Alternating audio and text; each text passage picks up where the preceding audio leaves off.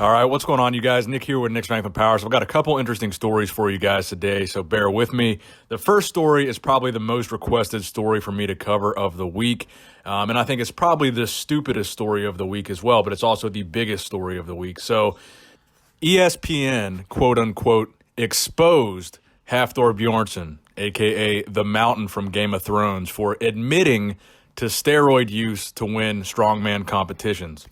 So the interesting thing about this story is that Hafthor Bjornsson talked about his steroid use in an interview in 2017. So this was 2 years ago that he talked about this, and they're just bringing it up now. And it's really making the rounds on basically every sports website, every news website. Like, it's a brand new thing that just happened, and like Hafthor is like miraculously exposed for steroid use, and nobody saw this coming. So this story was posted on ESPN.com on April 14th.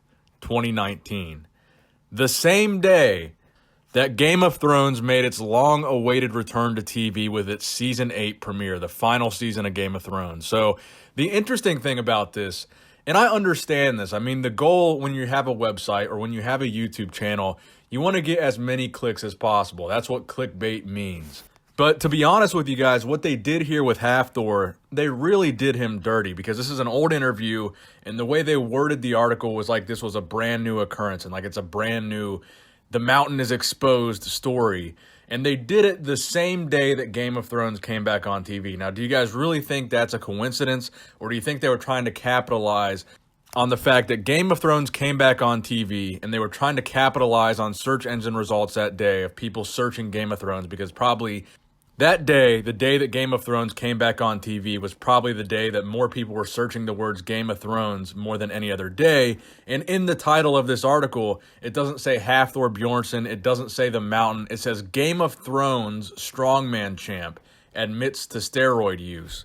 So everyone is talking about this story, everybody's asking my opinion on the fact that Hafthor was open about using steroids. And honestly, number one, this is an old story.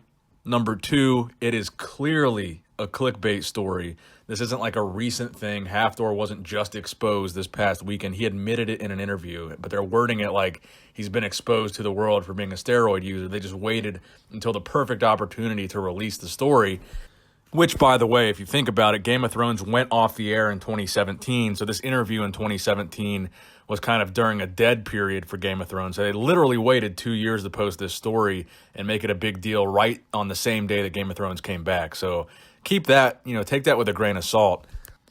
And then the third point is, who the hell didn't think that Hafthor Bjornsson was taking steroids? I mean, look at the guy.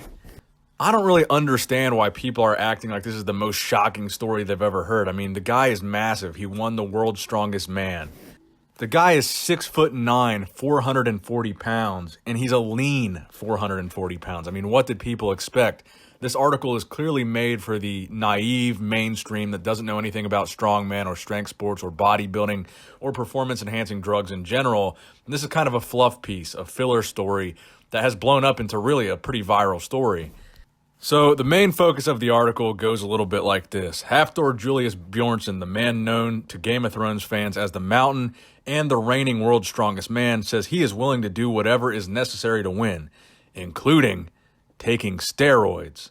In a lengthy interview with ESPN's E60, Bjornsson was asked whether he had ever taken steroids long associated with the sport of strongman, and he answered, "Yes, I have," Bjornsson says in the 2017 interview, which aired Sunday morning on E60, right before Game of Thrones came back out. When you want to be the best, you do whatever it takes. So that's kind of their focus of this article, is that the Mountain is willing to do whatever it takes to win, including taking steroids, which I think is just ridiculous. Now, they actually did bring up a point that I wasn't familiar with. So they said, Bjornsson did not elaborate on when he has used performance-enhancing drugs. Asked how often he takes steroids and if he's still taking them, Bjornsson deferred, "Can we just skip those questions?" So they tried to make him look a little bit shady and evasive there. Then it goes on to say, and this is the part that I didn't actually know, the annual World's Strongest Man competition officially prohibits the use of PEDs, but it is not clear to the extent or effectiveness of drug testing for its athletes. So to be honest with you guys, I had no idea that the World's Strongest Man had any type of drug testing or, drug policy in general. I thought it was pretty well known that the guys that were competing in World's Strongest Man, the vast majority of them were not natural. And I don't have a problem with that. These guys are competing for the title of the strongest man in the world. Obviously, these guys are going to do whatever it takes. But I actually didn't know that the World's Strongest Man had a policy on drug testing or performance-enhancing drugs. I just thought the goal of that competition was to find the strongest man in the world, regardless of how he got that strong. Who's the strongest guy? So to the hardcore bodybuilding fans and strength fans out there, you guys already know the deal, but to the general public that's watching this video, maybe because you watch Game of Thrones and you're not really a fan of any of this stuff and you don't really know the behind-the-scenes details. Look, in competitions like this, basically everybody is using performance-enhancing drugs. So the logic there is that it's not really cheating if everybody kind of has this understanding. We're all doing whatever it takes. We're all taking this to win. It's not like one guy is taking it. So it's not like Hafthor Bjornsson is the only strongman that's ever competed in the past couple of years that took steroids and admitted to it. I would wager that most of the guys are taking steroids.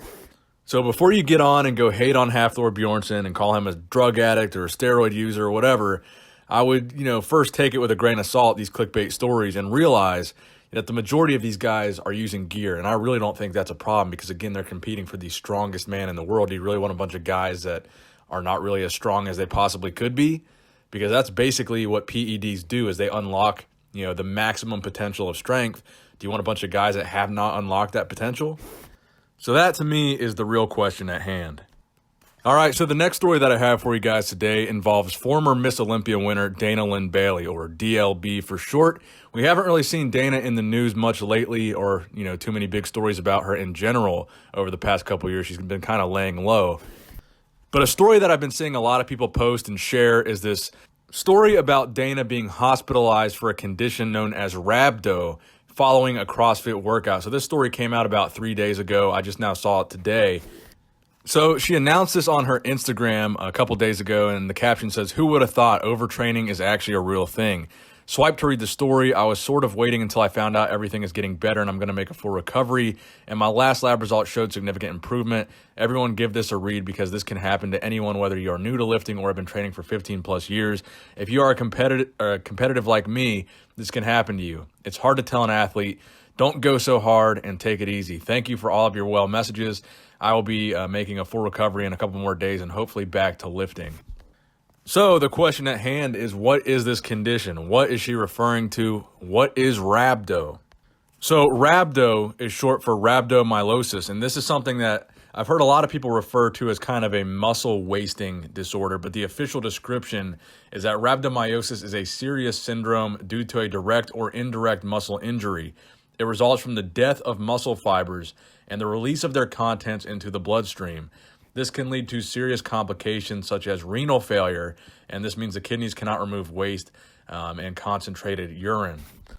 Or a much more simplified description, this picture of a guy's kidneys while he's holding his bicep, and just the caption, a breakdown of muscle tissue that releases a damaging protein into the blood. But the good news here, it looks like Dana Lynn Bailey is going to be all right. It looks like she's going to make a full recovery. So yes, she was in the hospital. Yes, she does have a condition called Rhabdo, but we're wishing her the best and we're wishing her a full and healthy recovery. And I'm sure that she's going to be all right, to be honest with you guys. Now, the final story that I have for you guys today isn't bodybuilding related. It's a car story. Now, a lot of you guys know, if you guys have been following my channel for a while, I'm a huge Corvette fan, and I know that a lot of you guys are as well.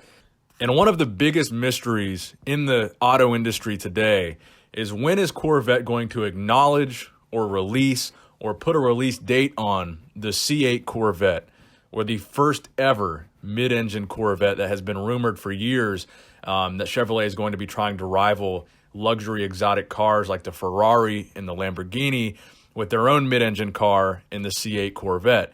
And everyone's kind of known this was going to happen for years now, but there was never like an official acknowledgement from GM. There was never an acknowledgement from Chevy, and they never really put a date on it. And we had seen these camouflaged cars, these prototypes of the C8, if you will. And then finally, 1 day ago, GM announced on their Instagram they're going to be unveiling the C8 Corvette, the next generation of Corvette, on 7/18/19, July 18th, 2019. The C8 Corvette will be released. Now, the speculation right now is that this car is going to be named after Zora, And Zora was a Corvette engineer that kind of made some prototypes of mid-engine cars years ago. He was kind of the first one to have this idea that we could make a mid-engine American muscle car. And apparently GM has filed to trademark the name Zora twice in the last 5 years. And on this camouflaged version of the C8 Corvette, people zoomed into the photo and noticed there was a picture. There's a sticker with a picture of Zora on it in multiple different parts of the car. So many people are speculating the C8 Corvette is going to be called the Zora. So I'm super excited for this. I'm sure a lot of you guys are super excited for this as well. And I can't wait for this to come out. I'm probably going to sell both of my Corvettes to put a hefty down payment and get my own C8 Corvette. And based on everything that I've heard, it's not going to be that much more expensive if you want a base model. I think they were saying, the pricing for this is about to be about $5,000 more than the base model or each model of the C7 Corvette. So they're saying the base model of this might be about $65,000, and then it's going to go up from there. So if I sell both my Corvettes, I would get a large portion of the price of the base model of this car at least. So let me know what you guys think in the comment section below. Please give this video a thumbs up if you enjoyed it. Make sure you subscribe to this channel if you have not subscribed already. Thank you guys for watching. Nick Strength and Power signing out.